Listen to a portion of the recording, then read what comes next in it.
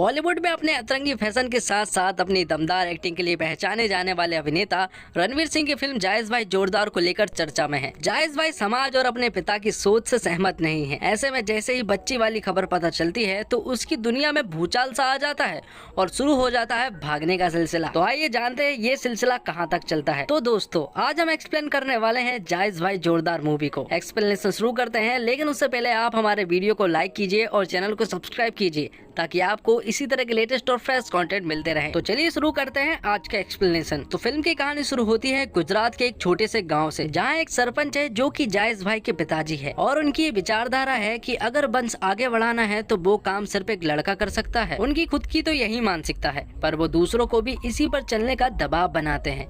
भाई अगर कोई महिला को परेशान करता है तो इसमें भी महिला की ही गलती मानी जाती है। फिल्म में रणवीर एक ऐसे बेटे की भूमिका में है जो अपने पिता की हर बात मानता है, उनका कहा कभी टालने की सोच भी नहीं सकता। माता पिता की ख्वाहिश है कि जायज को बेटा हो। इससे पहले जायज को एक बेटी पहले से ही है, उसका नाम सिद्धि है और वह काफी होशियार भी है, लेकिन उसके माता पिता उसे बिल्कुल भी पसंद नहीं करते हैं। अब बस जायज को तो यही चिंता सता रही है कि इस बार भी अगर उसे बेटा नहीं हुआ तो क्या होगा। और इससे कहीं ज्यादा चिंता उसकी पत्नी मुद्रा को भी है, और मुद्रा एक बार फिर से प्रेग्नेंट है, इसलिए वह सभी लोग हॉस्पिटल आए हैं ये जानने के लिए कि आखिर उसके पेट में लड़का है या फिर लड़की। और यहाँ पर डॉक्टर उनसे पूछती है कि आखिर मुद्रा का कितनी बार अबॉर्शन आप करवा चुके हैं। तो यहाँ पर हमें पता चलता है कि मुद्रा का 5 बार अबॉर्शन हो चुका है, क्योंकि 5 बार भ्रूण परीक्षण के दौरान उन्हें पता चलता है कि मुद्रा के पेट में लड़की है, इसलिए वह लोग भ्रूण की हत्या करवा देते हैं। यहाँ पर डॉक्टर उनसे कहती है कि मुद्रा अब कमजोर पड़ चुकी है, एक बार और अगर उसका अबॉर्शन हुआ तो उसकी जान भी जा सकती है। जायज के पेरेंट्स के सामने डॉक्टर ने तो कुछ नहीं बताया था,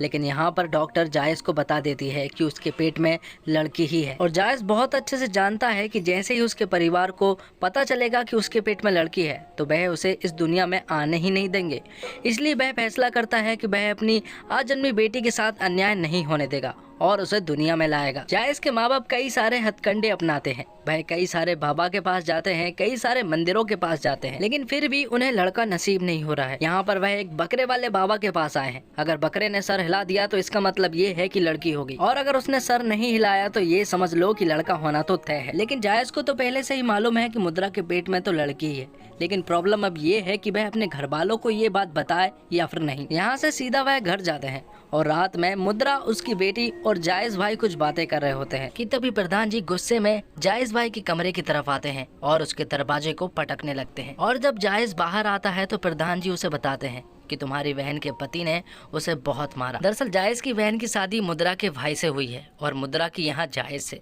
तो जो वहाँ होता है उसका पूरा बदला यहाँ निकालने का रिवाज है यहाँ।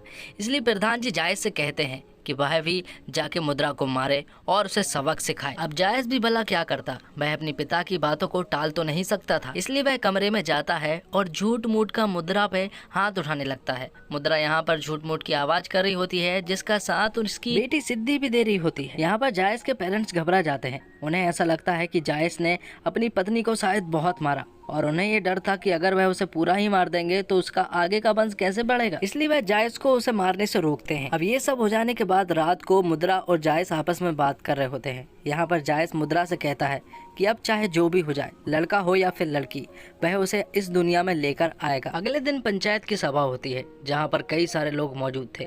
यहाँ पर एक लड़की खड़ी होती है और कहती है कि स्कूल से आते वक्त कुछ लोग उसे शराब पीकर छेड़ते हैं, इसलिए वह चाहती है कि वह शराब के ठेकों पर रोक लगा दे। तो यहाँ पर सरपंच जी गाँव में लड़कों के शराब पीने पर नहीं बल्कि लड़कियों के साबुन से नहाने पर पाबंदी लगाई जाती है, क्योंकि मर्दों का मानना है कि गाँव की औरतें खुशबूदार साबुन का इस्तेमाल करके मर्दों को छेड़खानी के लिए मजबूर करती हैं। अब रात को इंटरनेट पर जायज भाई को हरियाणा के एक गांव में पुरुष के एक समूह का वीडियो मिलता है। उनके वृद्ध सरपंच यानी कि अमर जी और बाकी पुरुष अविवाहित है।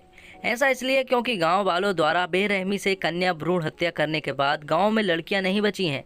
वीडियो में अमर दावा करता है कि वह किसी भी महिला की देखभाल करने के लिए तैयार है, जो भी उनके गांव आएगी उनकी सुरक्षा की जाएगी। जायज भाई एक योजना बनाता है। तो जायज भाई के गाँव से अमर के गाँव लाडोपुर में मुद्रा, सिद्धि और उनकी आजन्मी बच्ची के साथ भागने का फैसला करते हैं। तो अगली सुबह ही जायज भाई खुद के ऊपर एक झूठ मूठ की कैंची रखवा कर खुद को को ही मुद्रा के द्वारा अगवा करवा लेता है और वहाँ से चुपचाप भाग जाता है। उसने लाडोपुर का एक नक्शा भी बना लिया था जो कि उसके मैप में भी था।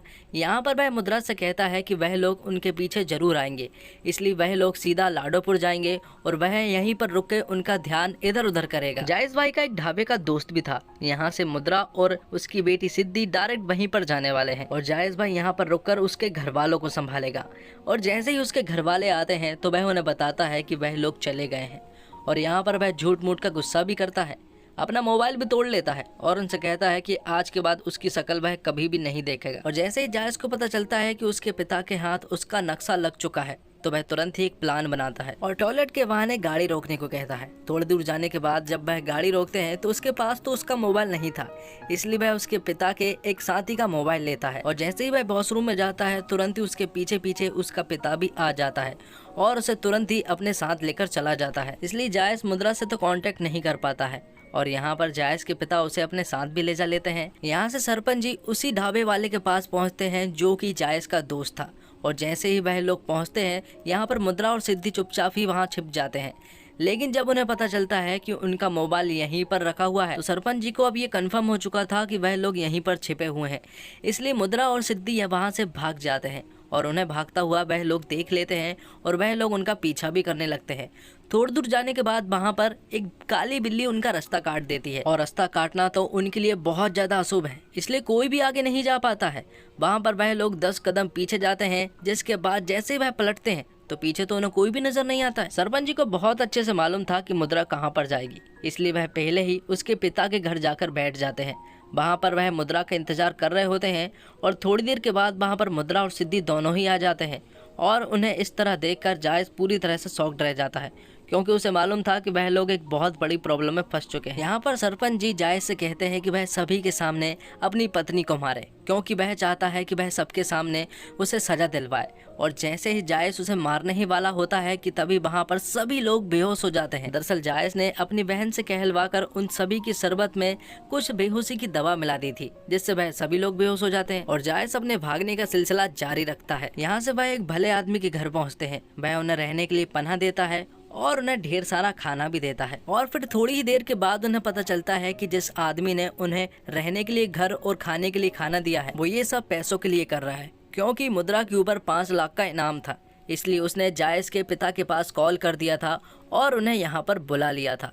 वह लोग जैसे ही यहाँ पर आते हैं तो वह तुरंत ही जायज को बहुत मारते हैं। सिद्धि यहाँ पर सोशल मीडिया के द्वारा लाइव रिकॉर्ड करती है और सबसे मदद मांगने की कोशिश करती है, लेकिन तभी जायज कार से एक पैनी सी चीज निकालता है और उसे अपने मेन पॉइंट पर रखता है और कहता है कि अगर वह लोग पीछे नहीं हटे तो वह इसे काट देगा, जिससे तुम्हारा वंश तो कभी भी आगे नहीं बढ़ पाएगा। इसलिए ना चाहते हुए भी उन सभी को पीछे होना ही पड़ता है और यहाँ पर जायज तुरंत ही एक कार लेकर वहाँ से भाग निकलता है। वह जैसे ही वहाँ से निकलते हैं तो वह खुद की ही गलती बताने लगते हैं और कहते हैं कि उसी के अंदर कुछ खराबी होगी, इसलिए वह उन्हें लड़का नहीं दे पा रहा था। लेकिन यहाँ पर मुद्रा उससे कहती है कि ये गलती तुम्हारी नहीं है, शायद उसी के अंदर ऐसा कुछ होगा जिससे वह उन्हें वंश बढ़ाने के लिए लड़का नहीं दे पा रही है। और वह दोनों झगड़ ही रहे होते हैं कि तभी अचानक से मुद्रा के पेट में दर्द होने लगता है और खून निकलने लगता है, इसलिए वह तुरंत ही हॉस्पिटल की तरफ गाड़ी मोड़ते हैं और तुरंत ही हॉस्पिटल पहुंचते हैं। हॉस्पिटल पहुंचने के बाद मुद्रा के पिता जायज को सीढ़ियों से नीचे फेंक देते हैं और वह जायज के पिता से कहते हैं कि मुद्रा और उसकी बच्ची में दोनों में से एक ही जिंदा रह पाएगा। ये बात सुनने के बाद सरपंच जी की जान में जान आती है और वह यहाँ पर कोई भी हरकत ना करके जायज को यहाँ से चुपचाप ले जा लेते हैं। लेकिन ये बात सुनने के बाद जायज पूरी तरह से टूट जाता है। वह रात के समय में गांव की उन औरतों से मिलने के लिए जाता है जो कि बहुत ही ज्यादा दुखी थी। वह यहाँ पर जाकर उनके दुखड़े सुनता है, जिनके दुखड़े सुनने के बाद उसे एहसास होता है कि गांव में बहुत ज्यादा बुरा हो रहा है। यहाँ पर वह उन सभी को एक पप्पी वाली स्पीच भी देता है और अगले दिन जायज को पता चलता है कि उसकी शादी होने वाली है।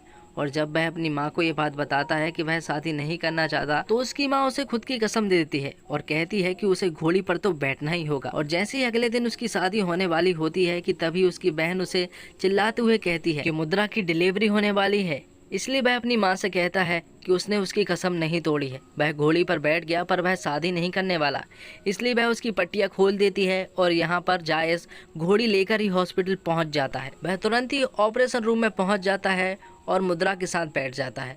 यहाँ से पीछे पीछे जायज भाई के पिता भी पहुँच जाते हैं और जैसे ही वह हॉस्पिटल के अंदर घुसने ही वाले होते हैं कि तभी लाडोपुर के लोग वहाँ पर पहुँच जाते हैं और उनके सामने दीवार बनकर खड़े हो जाते हैं। उन्होंने कसम खाई थी कि वह ना तो किसी को मारने देंगे और ना ही वह किसी को मारेंगे। यहाँ पर लेडीज पार्टी भी पहुँच जाती है जो कि मर्दों का विरोध करती है। दूसरी तरफ हम देखते हैं कि मुद्रा की डिलीवरी में कुछ प्रॉब्लम्स हो रही थी। डॉक्टर जायज से कहती है कि मुद्रा को सोने नहीं देना है, अगर वह सोई तो बहुत बड़ी प्रॉब्लम हो सकती है। इसलिए जायज एक साबुन को उसे सुखाने लगता है क्योंकि उनके यहाँ पर साबुन पर प्रतिबंध था। इसलिए जैसे वह उसे सूंघती है तो वह तुरंत ही जाग जाती है और उसकी डिलीवरी सक्सेसफुली हो जाती है। तो दोस्तों, कहानी में दो जायज है, एक जो उसे तरीके से पेश आता है जिसकी उम्मीदें उसके घर वाले करते हैं, समाज करता है, जिस व्यवहार पर उसकी मर्दानगी निर्भर करती है। फिर आता है वो जायज जिसे उसकी बेटी और पत्नी के अलावा कोई नहीं जानता, जो अपनी फैमिली को लेकर इनसिक्योर है, अपने पिता और अपनी सोच के फर्क को भली भांति पहचानता है, अपनी माँ या पिता को दोष नहीं देता बल्कि उस मानसिकता को गलत मानता है जिसने उसके घरवाले और अनेक घरवालों से ऐसा बनाया। जायज इतना मैच्योर कैसे है वो हमें ठीक से कभी पता नहीं चलता। बाकी इस कहानी को देखकर काफी लोग को शिकायत हो सकती है कि यह नया क्या है, फिर से महिलाओं से जुड़ा सोशल मैसेज और फिर से एक पुरुष जो उनका तारणहार बनकर आया है। बस इसी पार्ट पर आपका सोचना गलत हो सकता है। जायज किसी भी पॉइंट पर टिपिकल हीरो की तरह पेश नहीं आता कि वैसे तो सीधा साधा हो पर मुसीबत आने पर वह एक एक्शन मोड में आ जाए। ये वैसी कहानी है ही नहीं। जायज बस एक नॉर्मल इंसान है जो एक सिचुएशन में फंस गया है और किसी भी तरह अपनी फैमिली को उससे बाहर निकालना चाहता है। उसके पास हर सवाल का जवाब नहीं, ना ही उसके पास प्लान परफेक्ट है। वो अपने साथ कोई स्वैग कैरी नहीं करता, अपने परिवार को बचाने की कोशिश में भले ही करता है। जायज की हर कदम पर मदद करने वाली, उसे प्रेरणा देने वाली भी महिला ही होती है, फिर चाहे वो उसकी छोटी बेटी हो या फिर उसकी बहन। सोशल मैसेज वाली फिल्मों में एक चीज बड़ी कॉमन रहती है कि वह मैसेज र्यूमर की आड़ में दिया जाता है। जायज भाई जोरदार भी उसी लिहाज में कुछ अलग नहीं। फर्स्ट हाफ में लगभग हर दूसरे सीन में र्यूमर क्रिएट करने की कोशिश की गई है, कभी वो लैंड करता है तो कभी नहीं। रणवीर की अदाकारी पर बात करना कोई स्पॉइलर नहीं होगा। रणवीर सिंह की एक इमेज है कि वो हिंदी मेन स्ट्रीम सिनेमा के गिरगिट है, हर फिल्म में अलग लगते हैं। जायज भाई जोरदार में भी उनको देखकर यही लगेगा। तो दोस्तों, उम्मीद करता हूँ आपको ये वीडियो पसंद आई होगी। वीडियो अगर जरा सा भी अच्छा लगता है तो वीडियो को लाइक जरूर कीजिएगा और चैनल को भी जरूर से जरूर सब्सक्राइब कीजिएगा ताकि आपको इसी तरह के लेटेस्ट और फ्रेश कंटेंट मिलते रहे। धन्यवाद। जय हिंद, जय भारत।